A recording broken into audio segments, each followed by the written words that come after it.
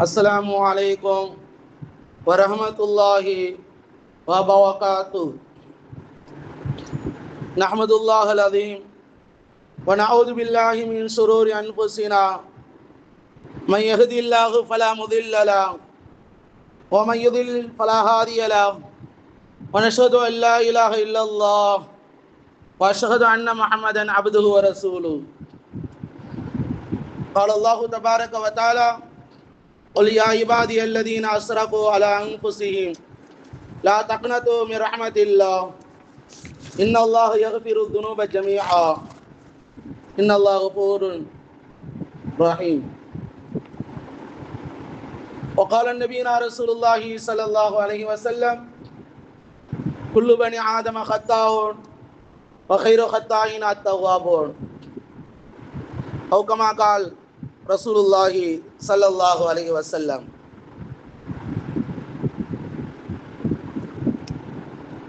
அளவற்ற அருளாளன் நிகரே இல்லாத அன்புடையவனுமாகிய அகில உலகத்தின் இரட்சகனாகிய அல்லாஹ் ஒருவனுக்கு அனைத்து புகழும் ஸலவாத்தும் சலாமும் நமது உயிரிலும் மேலான முஹம்மது ரசூலுல்லாஹி ஸல்லல்லாஹு அலைஹி வஸல்லம் அவர்கள் மீதும் அவர்களின் குடும்பத்தார்கள் உத்தம சஹாபாக்கள் தாபிஈன்கள் தபா தாபிஈன்கள் உலமாக்கள் சுஹதாக்கள் அவுலியாக்கள் நல்லோர்கள் நாதாக்கள் குறிப்பாக இந்த ஷாபான் மாதத்தினுடைய 3வது வார ஜும்ஆவிற்காக வேண்டி வந்து கொண்டிருக்கும் வரவிருக்கும் அனைத்து முஸ்லிமான முஃமினான அல்லாஹ்வுடைய அடியார்களாகிய நம் அனைவர்கள் மீதும் குறையில்லாமல் நிறைவோடு நிலவட்டுமாக என்று துஆ செய்தவனாக, கண்ணியத்துக்குரிய அல்லாஹ் நல்லடியார்களே, அல்லாஹு ஜல்லஷானஹு வ தஆலா ஈமான் கொண்ட அடியார்களுக்கு மிகப்பெரிய பாக்கியம். என்ன பாக்கியம்? சொர்க்கம் என்ற பாக்கியம். அல்லாஹு ஜல்லஷானஹு வ தஆலா மூமீன்களை சொர்க்கத்திற்கு அனுப்பாமல் இருப்பதில்லை. எல்லா அமல்களுக்கு உண்டான எல்லா நற்செயல்களுக்கும் அல்லாஹு தஆலா நன்மைகள் வழங்கி கொண்டே இருக்கின்றான். அல்லாஹு ஜல்லஷானஹு வ தஆலா ஒரு மனிதன் ஈமான் கொண்டதன் காரணமாக அல்லாஹ் ரொம்பவே நேசிக்கின்றான். அந்த மூமினை நரகத்தில் போடுவதை அல்லாஹ் விரும்புவதில்லை. இப்ப நரகத்திலிருந்து பாதுகாப்பு பெறக்கூடிய ஒரு 10 விஷயங்கள் இருக்கின்றது. இன்ஷா அல்லாஹ் நேரத்தை பொறுத்து ஒவ்வொன்றாக நாம் பார்ப்போம். 10 செயலின் காரணமாக அல்லாஹ் நரகத்திலே போட விடாமல், நரகத்திற்கு செல்லாமல் அல்லாஹ் பாதுகாக்கின்றான். நரகத்துக்கு போக மாட்டார். இந்த 10க்குள்ள பெரும்பாலும் எல்லோரும் வந்து விடுவோம். அதற்குள்ள வராதவர்கள், இந்த 10 செய்திக்குள்ள வராதவர்கள் நரகத்திற்கு போனாலும் அல்லாஹ் சொர்க்கத்திற்கு கொண்டு வந்து விடுவான். சுவனத்தை கண்டிப்பா அவர்களுக்கு இருக்கின்றது. அல்லாஹு ஜல்லஷானஹு வ தஆலா நரகத்திற்கு போகாமல் எவ்வாறு பாதுகாப்பது? முதலிலே அல்லாஹு ஜல்லஷானஹு வ தஆலா அடியார்களிடமிருந்து விரும்புவது தௌபா. முதலாவதாக நாம் பார்க்க வேண்டியது தௌபா. அல்லாஹு தஆலாவிடத்தில் அடியான் தௌபா செய்தல், உள்ளத்துல மன வருத்தம் அடைது. அந்த கொஞ்ச நேரத்துல சற்று ஒரு நொடியில தௌபா செய்து விட்டார் சொன்னால் அல்லாஹ் பொருந்திக் கொள்கின்றான். அல்லாஹ் அவருடைய தௌபாவை ஏற்றுக்கொள்கின்றான். தௌபா எப்படி செய்வது என்பது அது தனி ஒரு, எவ்வாறு தௌபா அல்லாஹ் எப்படி செய்யணும்னு சொல்லி அது ஒரு தனி சப்ஜெக்ட் நேரம் வரும். அல்லாஹு ஜல்லஷானஹு வ தஆலா எவ்வளவு பெரிய பாவிகள் எல்லாம் அல்லாஹ் மன்னித்திருக்கின்றான். பெரும் பெரும் பாவிகளை அல்லாஹ் மன்னித்திருக்கின்றான். இந்த செய்தி நான் ஏன் சொல்ல வருகின்றேன்னு சொன்னால், ஷபே பராத்தை தொடர்ந்து நாம் ரமலானிலே பரிசுத்தம் அடைய வேண்டும் என்பதற்காக, ரமலானுடைய வெறும் நன்மைகள் மட்டுமே செய்ய வேண்டும், பாவங்கள் அந்த வாடை இருக்கக்கூடாது என்பதற்காகத்தான் அல்லாஹு ஜல்லஷானஹு வ தஆலா மியராஜ், ஷபே பராத், லைலத்துல் கத்ர் போன்ற இரவுகள் எல்லாம் அடியார்களுடைய விஷயத்தில் அல்லாஹ் மிக முக்கியமாக இந்த ஷபே பராத், இந்த பராத்துடைய இரவுகள் எல்லாம் நம்ம கடந்து விட்டதல்லவா? அல்லாஹ்வோடு தொடர்பு கொள்ள வேண்டும், பாவங்களை விட்டு விலகி இருக்க வேண்டும், ரமலானை முழுமையாக அடைய வேண்டும் என்பதற்காக வேண்டித்தான்.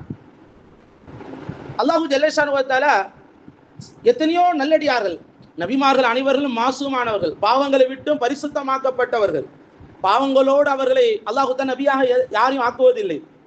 உலகத்துல எந்த ஒரு நபியும் இந்த நபி பாவம் செய்தாரு, அல்லாஹ் அவரை நபியாக ஆக்கிவிட்டான், இவர் முன்னால் பாவம் செய்தாரு இப்போ நபியாக ஆகிவிட்டார், எந்த ஒரு நபியும் பார்த்து அந்த மக்கள் சொன்னதே இல்லை. நீங்க ஏதோ யோகியர் மாதிரி, நீங்க நல்லவர் மாதிரி இப்ப சொல்ல வந்துட்டீங்க அப்படின்னு சொல்லி எந்த ஒரு நபிமார்களும் இல்லை. 1.25 லட்சம் நபிமார், சுமார் குர்ஆனில் 25 நபிமாருடைய பெயர்கள் இடம்பெற்று இருக்கின்றது. 1.25 லட்சம் நபிமார்களும் அல்லாஹு தஆலா மாசூமானவர்கள், பாவங்களை விட்டும் பரிசுத்தமாக்கப்பட்ட மன்னிக்கப்பட்டவர்கள். நபிமார்களுக்கு அடுத்தபடியாக மூமீன்கள் எல்லோரும் வந்து சஹாபாக்கள் உட்பட எல்லோரும். இப்ப இறை நேசராக ஆகுவது, ஒவ்வொரு நபியும் அவுலியா தான்.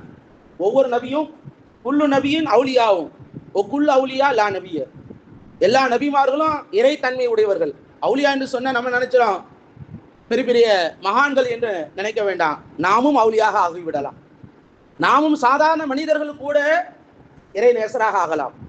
முஹைதீன் அப்துல் காதிர் ஜீலானி, அல்லாஹ் அவர்கள் சிறுபிராயத்திலிருந்து அவர்கள் எல்லாம் பாவத்தை அறியாதவர்கள், பாவம் செய்யாதவர்கள், அவர்கள் எல்லாம் அல்லாஹு தஆலா உயர்ந்த அந்தஸ்தை அடைந்து விட்டார்கள். அவர்களை தவிர்த்து ஒரு சிலர்களே ஆரம்ப வாழ்க்கை அவர்கள் கேலியும் மதுவும் மாதுவும் ஹராமானதில் இருந்தார்கள். அவர்களுடைய வாழ்க்கை அல்லாஹு தஆலா ஒரு சில விஷயங்களின் மூலமாக உள்ளங்களை மாற்றியிருக்கின்றான். அப்படி நாம் ஹதீஸ்களிலே பார்க்கும் பொழுது ஒரு பெரிய ஞானி அப்துல்லா இப்னு மஸ்லமா என்று சொல்லப்படக்கூடிய இவர் 24 மணி நேரம் கேலியும் மதுவும் ஜாலியாக இருப்பதே இவருடைய வேலையாக இருந்தது. இவருடைய வாழ்க்கை முற்றிலுமாக இபாதத்தை விட்டும் அப்பாற்பட்டு பெரும் பாவங்களோடு வாழ்ந்து கொண்டு இருக்கக்கூடிய இவர் கேளிக்கையினுடைய வேலையிலே இருக்கின்றார். அப்பொழுது ஒரு நாள் இமாம் ஷாபத் இப்னு ஹஜ்ஜாஜ் அவர்களே இந்த இமாமை சந்திக்கின்றார். இவர் ஒரு முஹத்தீஸ். அவரை சந்திக்கும் பொழுது இந்த அப்துல்லா இப்னு மஸ்லமா என்று சொல்லப்படக்கூடிய கேளிக்கையில இருந்தவர், எனக்கு ஒரு ஹதீஸ் ஏதாவது சொல்லுங்களா, நீ தான் ஜாலியா இருக்கிறேப்பா, நான் சொன்ன கேட்கிற சிந்தனையில இல்லையே, நான் சொன்ன உன் உள்ளத்துல கேட்கிற மாதிரி இல்லையே அப்படின்னு சொல்றாரு. இல்ல சொல்லுங்க, என் உள்ளத்துல படுற மாதிரி ஏதாவது சொல்லுங்களா. பொதுவாகவே அல்லாஹ் ஹிதாயத் என்பது அல்லாஹ் கொடுக்கக்கூடியதுதான். அப்பொழுது இவர் தன்னுடைய வாழ்க்கையிலே பெரும் பாவங்கள் செய்து கொண்டு இருக்கக்கூடிய இவருக்கு ஒரு ஹதீஸை சொல்லினா, கால நபி ஸல்லல்லாஹு அலைஹி வஸல்லம் இதா லம் தஸ்தஹி ஃபஸ்னா மா ஷித, உனக்கு வெட்கம் இல்லை என்று சொன்னால் நீ என்ன பாவத்தை வேணா என்னன்னாலும் செஞ்சுக்க. அந்த ஹதீஸை கேட்ட மாத்திரம் அவர் ஆடி போயிட்டார். உள்ளமெல்லாம் ஆடி போய்விட்டது. வெட்கம், நான் அல்லாஹுக்கு வெட்கப்படாமல், என் ரசூலுக்கு நான் வெட்கப்படாமல், நான் இவ்வளவு நாட்களாக பாவங்கள் செய்து கொண்டே இருந்தேனே என்று கொஞ்சம் வருத்தம் அடைந்து தௌபா செய்து விட்டால் அல்லாஹ் அவரை மன்னித்து விட்டான். அவர் அதன் பிறகு மதீனாவிற்கு செல்கின்றார். தன்னுடைய இடத்திலிருந்து ஹதரத் மாலிக் ரஹிமஹுல்லா, இமாம் மாலிக் ரஹிமஹுல்லா மதுஹபினுடைய இமாம், அவரிடத்தில் சென்று ஹதீஸை படித்து அவரிடத்தில் ஞானத்தை பெற்று 30 ஆண்டுகள் முழுக்க முழுக்க அவர் இறை தன்மைக்காக வேண்டியே தன்னை அர்ப்பணித்துக் கொண்டார். அல்லாஹ் இவர்களை என்ன செய்தான், இவர்கள் மூலமாக பல பேர்கள் ஹிதாயத்திற்கு அல்லாஹ் காரணமாக அல்லாஹ் ஆக்கினான். அல்லாஹு ஜல்லஷானு வ தஆலா வருத்தம் அடைவதற்கு தான் செய்தக்கூடிய பாவங்களை நினைத்து அவர் கொஞ்சம் வருத்தம் அடைகின்றார் சொன்னால் அல்லாஹ் கண்டிப்பாக மன்னிக்கின்றான். இரண்டாவதாக நாம் பல பேர்கள் வரலாற்றிலே பிஷ்ருல் ஹாஃபி என்று சொல்வார்கள். பிஷ்ருல் ஹாஃபி, இந்த பிஷ்ருல் ஹாஃபி என்பவர், ஹாஃபி என்று சொன்னால் செருப்பு இல்லாத நடப்பவர் என்ற அர்த்தம். காலனி செருப்பு போட மாட்டார். பிஷ்ருனா மனிதன் அர்த்தம், செருப்பு இல்லாத மனிதர், செருப்பு போடாத மனிதர். இவரும் அப்படித்தான் நல்ல ஒரு ஜாலியாக எப்பொழுதும் தன்னுடைய வாழ்க்கை மிக மோசமான வாழ்க்கையில வாழ்ந்து கொண்டிருந்தார். கேளிக்கை குத்துகளே வாழ்ந்து கொண்டிருந்தார். ஒரு நாள் அந்த பக்கம் இறைநேசர் செல்கின்றார். என்ன சத்தம் பயங்கரமா இருக்கு, இந்த வீட்டுல யார் இருக்கான்னு கேட்கறாங்க. சுதந்திரமானவர்கள் இருக்கின்றார்களா, அடிமைகள் இருக்கின்றார்களா? அந்த காலத்துல சுதந்திரமானவர் என்று சொன்னால் யாரு, அடிமைகள் என்று சொன்னால் யாரு? சுதந்திரமானவர் பொதுவான மனிதர்கள், அடிமைகள் என்று சொன்னால் ஒரு எஜமானனுக்கு அடிமைகள்.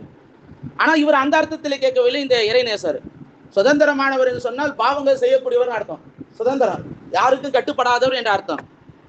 அடிமை என்று சொன்னால் தன்னை படைத்த அல்லாஹ்வுக்கு மட்டும் கட்டுப்பட்டு அவனுக்கு முற்றிலுமாக பாவங்கள் செய்யாமல் தன்னை பாதுகாத்து கொண்ட அடியாருக்கு சொல்லப்படும். அப்புறம் சொன்னார்கள் எல்லாமே சுதந்திரமானவர்கள் தான் அப்படின்னு சொல்லி. இப்போ பாவம் செய்யாதவர்கள்லாம் சுதந்திரமானவர் என்று கேட்டுக்கொண்டிருந்த இந்த பிஷ்ருல் ஹாஃபி அந்த இறைநேசர் சொல்லக்கூடியது சாதாரண நேரடியாக பேசல, வெளியில பேசுறது காதல் அல்லாஹ் கேட்க வைத்து விட்டான். இப்ப சுதந்திரமானவர் என்பது அல்லாஹ்வுக்கு மாறு செய்யக்கூடியவர்கள், யாருக்கும் அஞ்சாதவர்.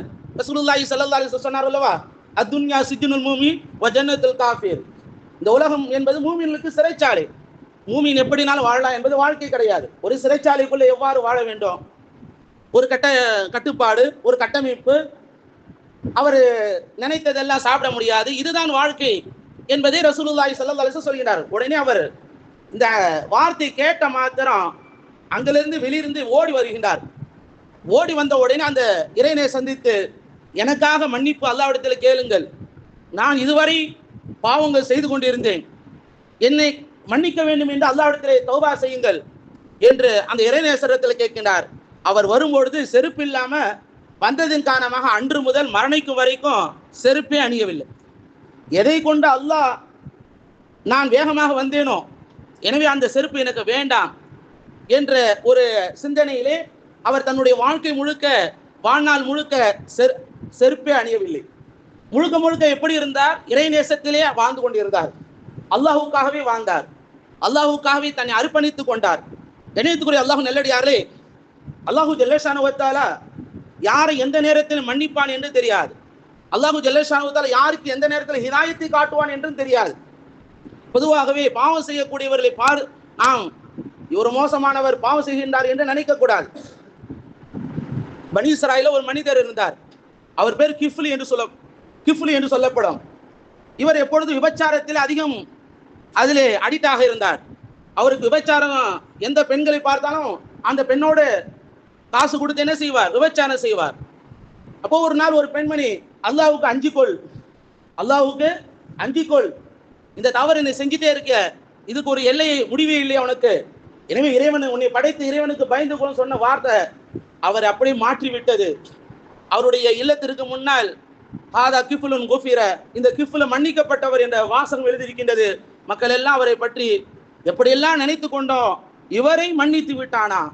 அல்லாஹு ஜல்லஷானு வ தஆலா யாரை எப்பொழுது மன்னிப்பான் என்பது தெரியாது. கண்ணியத்துக்குரிய அல்லாஹ் நல்லடியார்களே, நபிகள் நாயகம் ரசூலுல்லாஹி ஸல்லல்லாஹு அலைஹி வஸல்லம் காலத்துல மது கொஞ்சம் கொஞ்சமாக அல்லாஹு தஆலா என்ன செய்தான், காலத்துக்கு தகுந்த மாதிரி வசனங்களை இறக்கினான். முதல்ல எடுத்த உடனே மது ஹராம்னு அல்லாஹ் சொல்ல, மது பற்றி அல்லாஹு தஆலா குர்ஆனிலே சொல்லும் பொழுது, யஸாலூன கானில் ஹம்ரு, மது பற்றி நபியே உங்களிடத்தில் கேட்கின்றார்கள், குல் ஃபீஹிமா இஸ்முன், யஸாலூன கானில் ஹம்ரு வல் மைசிர், ஹம்ரும் சூதாட்டத்தை பற்றி கேட்கின்றார்கள், அதை பற்றி சொல்லுங்கள். குல் ஃபீஹிமா இஸ்முன் கபீரும், அது ரெண்டும் பெரிய பாவம் தான். ஓ மனாபியோ லின்னாஸ் அக்பர் மின் நஃபைஹிமா, பலனை விட பாவம் பெருசுன்னு அல்லாஹ் சொல்லிட்டான். பலனை விட பாவம் பெருசு. அல்லாஹ் தஆலா மது ஹராம்னு வரல. இரண்டாவதாக இந்த மது அப்பொழுதும் குடித்து கொண்டிருந்தார்கள்.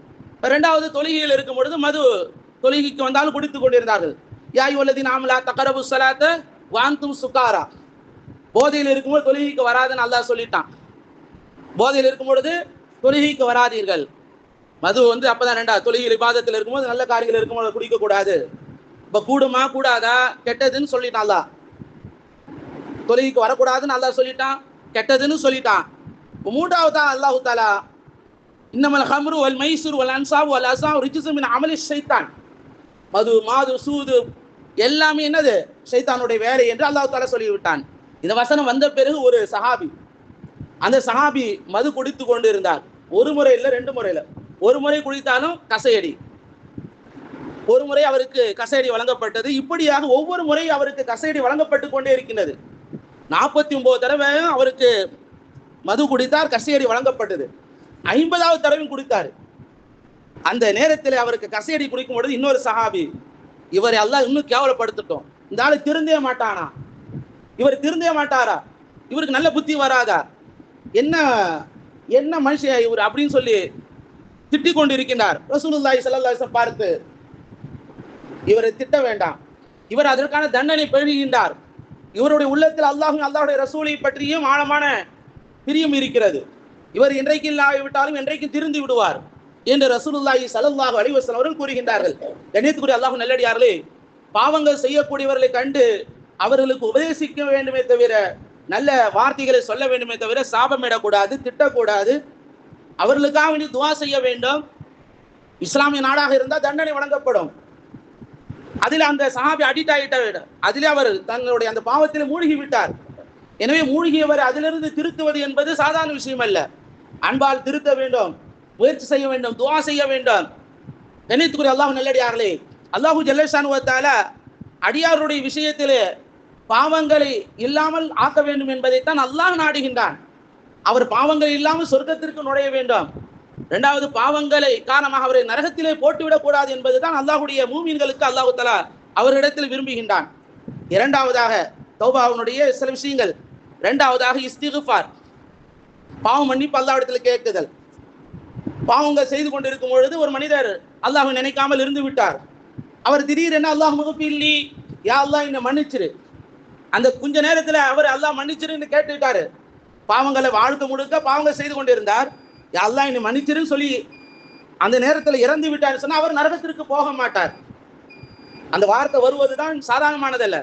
ஒரு மனிதர் அல்லாஹ் முகஃபில்லி குஃப்ரானக, ஒரு இறைநேசர் இருந்தார். எப்பொழுதும் குஃப்ரானக என்ற வார்த்தை சொல்லிக் கொண்டே இருப்பார். குஃப்ரானக. அவர் அந்த மக்கள் அவர் இறந்து விட்ட பிறகு அவருடைய கனவுலே, மக்களுடைய கனவுலே அவரை பற்றி அல்லாஹ் காட்டுகின்றான். சொர்க்கத்தினுடைய பூஞ்சோலையில் அழகாக இருக்கின்றார். பெருமானார் ரசூலுல்லாஹி ஸல்லல்லாஹு அலைஹி வஸல்லம் அவர்கள் தன்னுடைய நாவுகளை எப்பொழுதும் அசைந்து கொண்டே இருப்பார்கள். என்ன அப்படி சஹாபாக்கள் கேட்கின்றார், அல்லாஹ் மக்ஃபில்லி, அல்லாஹ் மக்ஃபில்லி, யா அல்லாஹ் என்னை மன்னிப்பாயாக, யா அல்லாஹ் என்னை மன்னிப்பாயாக. யார் கேட்பது? அகில உலகத்தினுடைய இறை தூதர் முஹம்மது ரசூலுல்லாஹி ஸல்லல்லாஹு அலைஹி வஸல்லம்.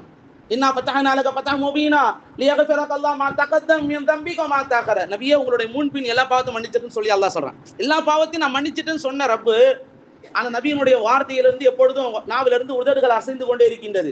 அல்லாஹ் மக்ஃபில்லி, அல்லாஹ் மக்ஃபில்லி. சாதாரண சின்ன வார்த்தை தான் அது. யா அல்லாஹ் என்னை மன்னிச்சிரு, யா அல்லாஹ் என்னை மன்னிச்சிரு. அல்லாஹ் ஒரு அடியானை மன்னித்து விட்டான்னு சொன்னா அவருக்கு நரகம் கிடையாது. 99 கொலை செய்த ஒரு மனிதர் 100 கொலை செஞ்சாரா இல்லையா? கேள்விப்படுறோமா இல்லையா? யா அல்லாஹ் என்னை மன்னிச்சிரு. தௌபாவை செய்வதற்கு பாவ மன்னிப்பு தேடி செல்கின்றார். யா அல்லாஹ் மன்னிச்சிருன்னு உள்ளத்துல அவர் எப்பொழுது வந்து விட்டாரோ அல்லாஹ் மன்னிக்கின்றான். பொதுவாகவே ஷேகுல் ஹிந்து சொல்லும் பொழுது சொல்கின்றார்கள், அல்லாஹு தஆலா நன்மைகள் செய்யக்கூடிய அடியார்களை கண்காணிப்பதை விட பாவம் செய்யக்கூடிய அடியார் ரொம்ப கண்காணிக்கிறானா. என்னங்க ஏன் அப்படின்னா, நன்மை செய்தவர் எப்படியாவது சொர்க்கத்துக்கு போயிடுவார். நன்மை செய்யக்கூடிய ஐங்கால தொழுகை, இபாதத், நோன்பு, சகாத்து, ஹஜ்ஜி எல்லா அமல் செய்யக்கூடியவர் சொர்க்கத்துக்கு போயிடுவார். அந்த அமலை கொண்டு அல்லாஹ் சொர்க்கத்துக்கு அனுப்பிடுவான். ஆனா பாவம் செஞ்சுட்டே இருக்காரு, அவருக்கு எந்த ஒரு வாய்ப்பே இல்லை. ஏதாவது காரணம் வேண்டுமா இல்லை, ஏதாவது நன்மைகள் வேண்டுமா இல்லையா? பாவம் செய்து கொண்டே இருப்பவர் அல்லாஹ் தஆலா பார்த்து எப்படா இந்த அடியார் திருந்துவான். பொதுவாக ஹதீஸ்ல வருது, ரசூலுல்லாஹி ஸல்லல்லாஹு அலைஹி வஸல்லம் அவர்கள் கூறுகின்றார்கள், மஸ்ஜிது தொடர்பே இல்லை, பள்ளிவாசலுக்கு திடீர்னு வருகின்றார், அல்லது அவர் மஸ்ஜிதோட தொடர்பில் இருந்தார், அந்த அடியார் வந்து அல்லாஹ் மகிழ்ச்சி அடைகின்றான். அப்ப பாவம் செய்யக்கூடியவரை கண்டு அல்லாஹ் எப்பொழுது என்ன செய்கின்றான்? அவனுடைய பார்வையில் இருந்து கொண்டே இருக்கிறது. எப்பொழுதே அடியான் பாவத்தை விட்டு மன்னிப்பு கேட்பானா, என்னிடத்துல அடியான் என்னிடத்துல பாவத்தை விட்டு மன்னிப்பு கேட்பானா என்று அல்லாஹ் நினைத்து கொண்டே இருக்கின்றான். நன்மை செய்யக்கூடியவருக்கு அல்லாஹ்வுடைய ரஹமத்து, மலக்குமாருடைய உதவி எப்பொழுது வரும், அது ஒரு பக்கம். ஆனா பாவம் செய்யக்கூடியவர் கண்டு உடனே அல்லாஹ் என்ன செய்யறான்? உடனே மன்னிக்கின்றேன் என்று அல்லாஹ் என்ன செய்கிறான்? அடியாருடைய விஷயத்தில் எதிர்பார்க்கின்றான். அப்ப அல்லாஹ் மக்ஃபில்லி என்ற வார்த்தை சாதாரணமானதான். இப்ப தொழுகைக்கு 2 தஷஹுதுக்கு நடுவுல அல்லாஹ் மக்ஃபில்லி என்ற சொல்லிக் கொண்டோம் என்று சொன்னால் நம்முடைய பாவங்களை மன்னிக்கப்படுகிறது. மூன்றாவதாக அல் ஹஸனாத்துல் மாஹியா, பாவங்களை அழிக்கக்கூடிய நன்மைகள். இது நிறைய இருக்கிறது. பாவங்கள் எவ்வளவு பாவங்கள் இருக்கின்றதோ அத்தனை பாவங்களுக்கும் நன்மைகள் அந்த பாவங்களை அழித்துவிடும். இது ஏராளமாக இருக்கின்றது. அது சார்ந்த விஷயங்கள் எல்லாம் நான் இன்ஷா அல்லாஹ் நேரம் கிடைக்கும் பொழுது சொல்கின்றேன். நான்காவதாக இந்த அதாவது பாவங்கள் அழிக்கக்கூடிய நன்மைகள், அது தனி சப்ஜெக்ட் இன்ஷா அல்லாஹ் இருக்கிறது. எதுவெல்லாம் நன்மை எல்லாமே ஏற்றுது. தொழுகையிலிருந்து, நோன்பிலிருந்து, சகாத்திலிருந்து, ஹஜ்ஜிலிருந்து எல்லாமே A to Z. அடுத்ததாக அல் முசாயிபுல் முகஃபரா, நான்காவதாக அடியாருடைய சின்ன சின்ன கஃபாரா, அதாவது பரிகாரம், பாவத்திற்கான பரிகாரத்தை அல்லாஹ் என்ன கொடுத்து அவரை நன்மைகளாக ஆக்கி என்ன செய்கின்றான்? அவரை நரகத்திலிருந்து அல்லாஹ் விடுதலை செய்கின்றான். இதுல சிறிய முசீபத்து முதல் பெரிய முசீபத்து வர, சின்ன தலைவலி முதல் அல்லது அதை விட என்ன ரொம்ப சின்னது என்ன, முள்ளு தைக்குதல். ரசூலுல்லாஹி ஸல்லல்லாஹு அலைஹி சொல்றாங்களே இல்லையா, அடியாருக்கு முள்ளு தைத்தால் என்னது, அது நன்மை. ஒரு தண்டனை கொடுத்து அல்லாஹ் அவருடைய பாவத்தை மன்னிக்குது. ஒரு பக்கம் நன்மை செய்வது, அது முன்னால் நான் சொன்னது என்னது, நன்மைகள் செய்வது. எங்க அல்லாஹ் தஆலா அவனே என்ன செய்ய சின்ன சின்ன பரிகாரம் கொடுக்கிறார், சின்ன சின்ன தவறுகளை, அதாவது பாவங்களை கொடுத்து, அதாவது தண்டனைகளை கொடுத்து அல்லாஹ் உலகத்திலே மன்னிக்க செய்தல். பெரிய நோய் கொடுக்குதல், புற்றுநோய், சுகரு, தீர்க்க முடியாத நோய்கள், வாழ்நாள் முழுக்க சர்க்கரையை சாட முடியாது, அரை சர்க்கரை கொடுங்க, சர்க்கரைலாம் போடாதீங்க, சர்க்கரைன்னா பாவம். அப்ப இந்த மாதிரி நோய்கள் எல்லாம் ஒரு இறைநேசர் அவருக்கு நோய் வந்தாலே அவர் சொல்லுவாராம், விருந்தாளிகளே விருந்தாளிகளே, நோய் வந்தா அவர் சொல்லக்கூடிய வார்த்தை, என் பாவங்களை அழிக்கக்கூடிய, பாவங்களை மன்னிக்கக்கூடிய நோய்களை வாருங்கள். நோய் வந்துட்டு அவருக்கு சந்தோஷம் வந்துருமா.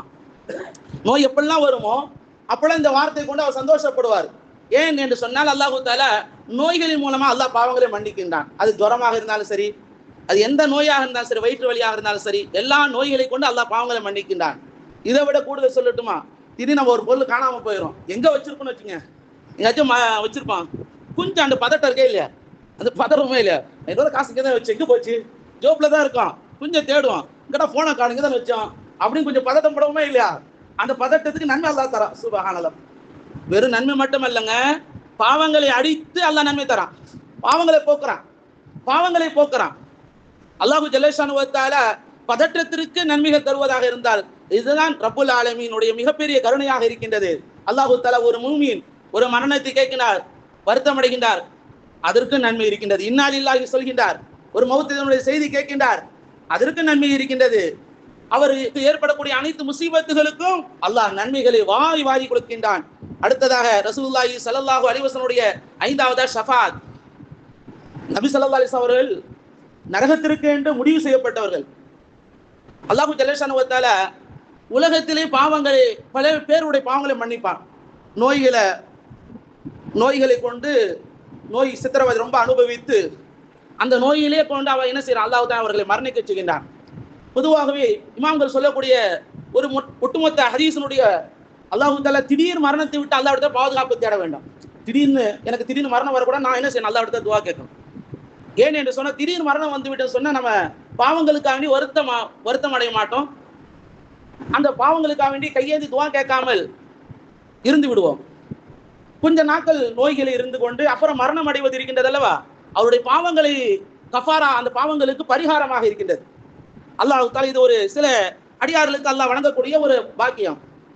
அல்லாஹு ஜல்லஷானு வ தஆலா அதுக்குனால நோயில படுத்து மோத்தா நான் சொல்லல, நோயில கடந்து நல்லதான் அப்படின்னு நினைக்காதீங்க.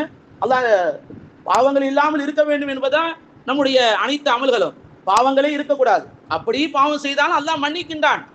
ரசூலுல்லாஹி ஸல்லல்லாஹு அலைஹி வஸல்லம் அவர்கள் 2வதா கபூர்ல போன பிறகு கூட என்ன செய்யும், கபூர் நெருக்கும். ரசூலுல்லாஹி ஸல்லல்லாஹு அலைஹி வஸல்லம் சொல்கிறார்கள், கபூர் 2 ரீதியில் நெருக்கும். ஒன்று, அவர் என்னுடைய பிரியத்தின் காரணமாக நெருக்கும், வேதனையின் காரணமாக நெருக்கும். ஒரு நெருக்கி விட்டுரும்.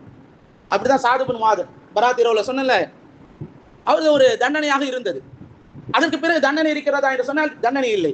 அதுபோல மஹ்ஷர் மைதானத்துல அல்லாஹ் தஆலா பாவங்களுக்கு தகுந்த மாதிரி அல்லாஹ் என்ன செய்வான், வேர்வையில் இருப்பார்கள்.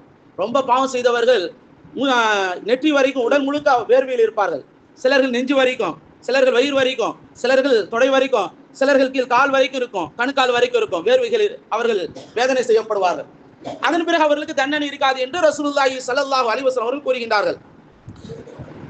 6வதாக சில முஸ்லிம்கள் அவர் இறை நேசத்தை அடைந்தார், ஒரு ஆலிமாக ஆகிவிட்டார், ஒரு ஹாஃபிஸாக ஆகிவிட்டார் சொன்னால், அந்த ஆலிமின் காரணமாக மார்க்க அறிஞர், மார்க்கத்தை கற்று இபாதத் செய்யக்கூடிய ஆலிம் அவர்கள் தன்னை சார்ந்த யாருக்காவது என்ன செய்யலாம், ஷஃபாத் செய்யலாம். எப்படி ரசூலுல்லாஹி ஸல்லல்லாஹு அலைஹி வஸல்லம் ஷஃபாத் செய்வார்களோ, சிபாரிசு செய்வார்களோ, அதுபோல குர்ஆனை மனனம் செய்த ஹாஃபிஸ், அந்த ஹாஃபிஸ் என்ன செய்வார், அவர் சொர்க்கத்துக்கு போவார் மட்டுமல்ல, அவரோடு சேர்ந்து 10 பேர்களையும் ரசூலுல்லாஹி ஸல்லல்லாஹு அலைஹி வஸல்லம் குறிப்பிட்டு சொல்கின்றார்கள். அதாவது இப்படி கூடுதல் கூட இருக்கலாம். ரசூலுல்லாஹி ஸல்லல்லாஹு அலைஹி வஸல்லம் அவர்கள் ஒரு மார்க்க அறிஞர், அவர் என்ன தன்னை சார்ந்தவர்களுக்கு ஷஃபாத்தை கொண்டு சேர்க்கலாம் என்று ரசூலுல்லாஹி ஸல்லல்லாஹு அலைஹி வஸல்லம் கூறுகின்றார்கள். கண்ணியத்துக்குரிய அல்லாஹ் நல்லடியார்களே, பாவங்கள் விட்டும் அல்லாஹ் நம்மை பாதுகாப்பானாக. பாவங்களுக்கான பரிகாரம் உடனடியாக எப்பொழுது பாவம் செய்வோமோ, பாவம் செய்யவே கூடாது. பாவம் செய்து விட்டோம், வருத்தம் அடைய வேண்டும். வருத்தம் அடைந்து அல்லாஹ்விடத்தில் தௌபா கேட்க வேண்டும். உள்ளத்தையும் நம்முடைய ஈமானை பரிசுத்தமாக ஆக்குவானாக. இன்ஷா அல்லாஹ் பாவங்கள் சார்ந்த விஷயங்களை தொடர்ந்து வரக்கூடிய நாட்களிலே நாம் பரிசுத்தம் அடைவதற்கு, ரமலானை அடைவதற்கு முன்னால் நாம் முழுமையாக அல்லாஹ்வோடு தொடர்பு கொண்டு பாவங்களை விட்டு அல்லாஹ் என்னையும் உங்களையும் நம்மை சார்ந்த மூமின்கள் அல்லாஹ் பாதுகாப்பானாக, நரகத்தை விட்டும் அல்லாஹ் பாதுகாப்பானாக என்று அல்லாஹு ஜல்லஷானு தஆலா துஆ கேட்டவனாக என்னுடைய உரையை முடிக்கின்றேன். வ ஆகிர் தஅவானா அல்ஹம்துலில்லாஹி ரப்பில் ஆலமீன். அஸ்ஸலாமு அலைக்கும் வரஹ்மத்துல்லாஹி தஆலா வபரகாத்துஹு.